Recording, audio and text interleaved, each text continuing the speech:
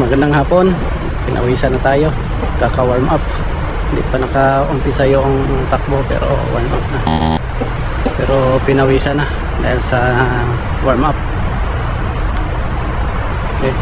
Dito na ulit ako sa favorite spot ko. Pasensya na kung nagsawa na kayo sa lugar. Ako din nagsawa na.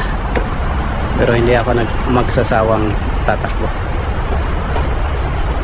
Tingnan natin kung makailang kilometers tayo ngayon. Sigurado ako gagabihin na naman ako nito. Yung nakaraan pala minalas tayo dahil tinanggalan natin ng lens guard yung camera. Ayun, nahulog yung isang lens guard.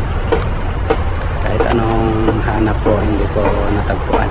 Kaya ngayon wala na ulit itong lens guard, so medyo risky itong ginagawa ko dahil pag nagasgas to ang lens nya hindi na matatanggal. Kitang kita na yan sa video natin. Kaya kailangan konti maraming ingat pala.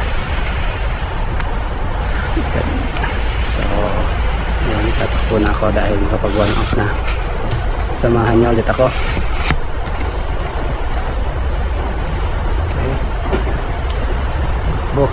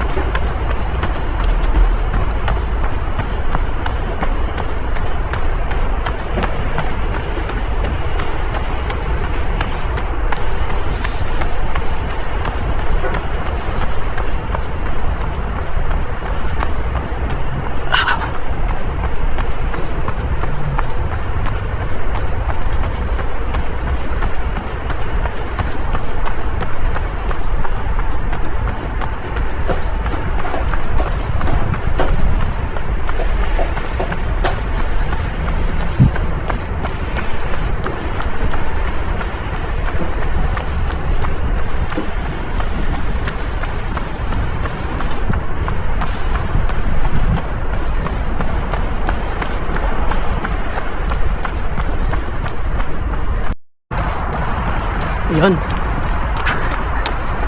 malapit ng gabi, nabutan tayo ng dilim. Pero naka 4.5 kilometers na tayo. So eksaktong 5 kilometers balik tayo. Hanap lang ako ng maikutan dito. Tansyahin ko na lang na abot tayo ng 5 kilometers bago bumalik para pagdating natin dun sa starting line saktong 10 kilometers. Okay. Hindi ko na ito gaanong binidyohan yung dinaanan ko kasi nakailang oras. Balik na tayo dito.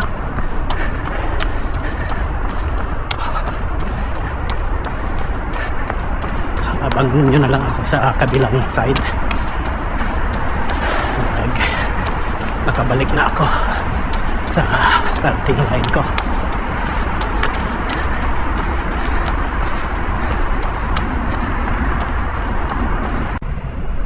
So ayun, nakabalik na tayo sa starting point ko. Nakapag 10 km pala tayo ngayon. Sarap magpapawis. Tamang takbo lang. So ang pacing natin nasa 6.56 per km. Mabagal lang yan na takbo.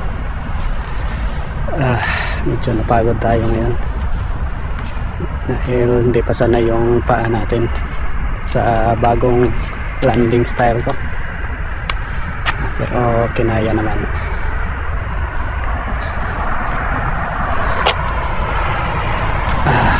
So magko-cool down muna ako dito.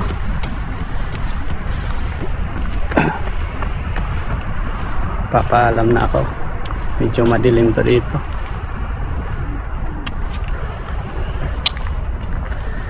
Papaalam na ako sa inyo.